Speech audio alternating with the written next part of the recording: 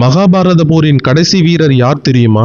அவர்தான் ராஜ பரீட்சித். ஆனால் அவர் எப்படி இறந்தார் தெரியுமா? அவரின் மரணத்திற்கு பிறகே கலியுகம் தொடங்கியது. அபிமன்யுவின் மகன்தான் ராஜ பரீட்சித். அஸ்வத்தமன் எய்த பிரம்மாஸ்திரத்திலிருந்து அவரை காப்பாற்றியது கிருஷ்ணரே. அவர் குரு வம்சத்தின் கடைசி வாரிசு, தர்மமாக ஆட்சி செய்த சிறந்த மன்னன். ஒரு நாள் வேட்டைக்கு சென்ற பரீட்சித் ஒரு முனிவரின் ஆசிரமத்திற்கு சென்றார். அவர் முனிவரை வணங்கினார்.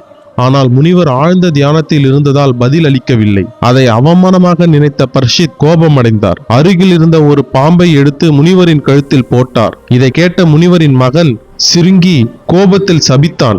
7 நாட்களில் தக்ஷன் என்ற பாம்பின் கடியால் நீ இறந்து விடுவாய். பின்னர் முனிவர் இந்த சாபத்தை வருந்தினார். ஆனால் சாபம் திரும்ப பெற முடியவில்லை. சாபத்தை அறிந்த பரீட்சித் அதை தனது விதி என்று ஏற்றுக்கொண்டார். ராஜ்யத்தை மகனிடம் ஒப்படைத்துவிட்டு கங்கை கரையில் ஒரு பாதுகாப்பான கோட்டையை கட்டினார்.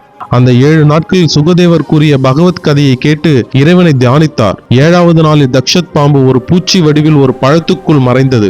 அந்த பழத்தை சாப்பிட்டவுடன் தக்ஷன் வெளிவந்து பரீட்சித்தை கடித்தான். அவ்வாறே சாபம் நிறைவேறியது. பரீட்சித்தின் மரணத்திற்கு பிறகு அவரின் மகன் ஜனமேயன் பாம்பு யாகம் செய்து பழிவாங்க முயன்றான். கோபத்தில் செய்த சிறிய தவறும் வாழ்க்கையை மாற்றிவிடும்.